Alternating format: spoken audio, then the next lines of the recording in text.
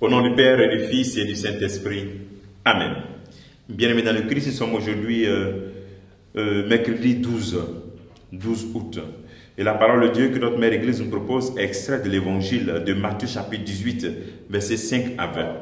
En ce temps-là, Jésus disait à ses disciples, « Si ton frère a commis un péché contre toi, va lui faire des reproches, seul à seul. S'il t'écoute, tu as gagné un frère.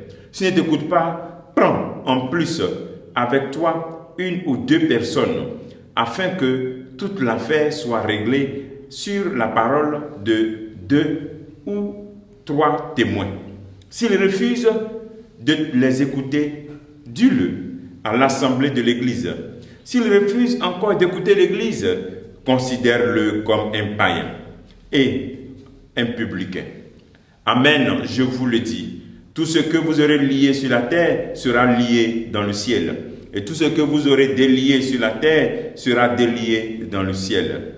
Et pareillement, amen, je vous le dis, si 2 d'entre vous sur la terre se mettent d'accord pour demander quoi que ce soit, ils l'obtiendront de mon Père qui est aux cieux. En effet, quand 2 ou 3 sont réunis en mon nom, je suis là, au milieu d'eux. Acclamons la parole de Dieu. Louange à toi, Seigneur Jésus.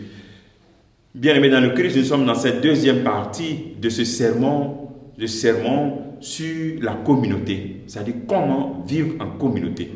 Et aujourd'hui, nous voyons que le Christ nous propose 3 éléments. Le premier élément, comment vivre notre correction fraternelle. Quand quelqu'un t'offense, comment arriver à vivre cette correction fraternelle. Et en même temps, deuxième élément, il institue les apôtres pour lier et délier, la capacité de réconcilier. Et troisième dernier élément, il nous montre comment est-ce que notre communauté, quand on se réunit là, comment nos prières deviennent efficaces.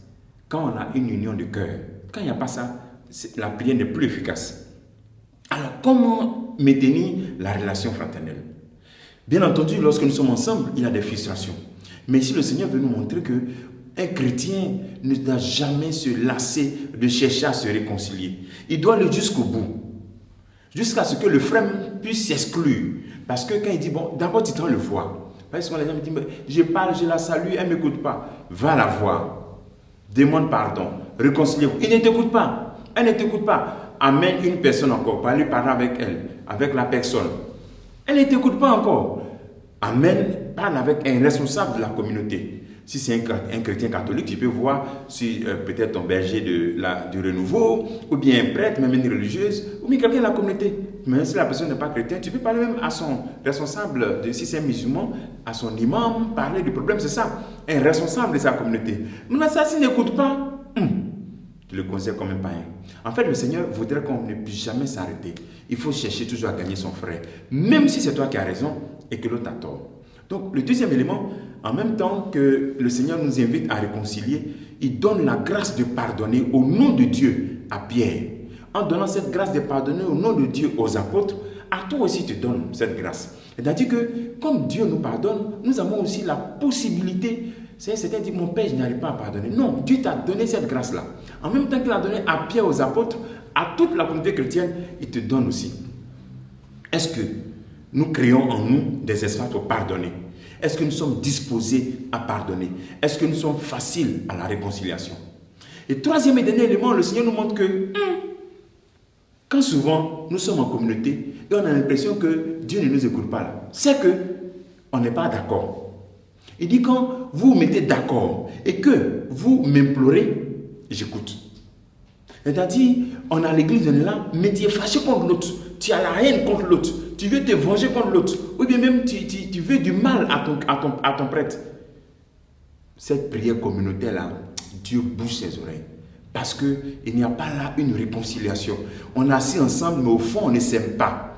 Pour que nos prières soient efficaces, il faut que, pour que nos rassemblements soient efficaces, il est bon qu'il y ait cette union de cœur.